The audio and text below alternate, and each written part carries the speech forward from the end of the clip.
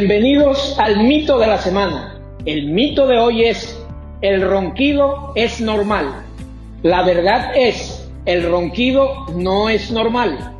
En muchos casos puede ser un síntoma que se acompañe de un trastorno respiratorio obstructivo como es la apnea del sueño. Muchas veces complica la calidad de vida del que lo padece y con quienes convive.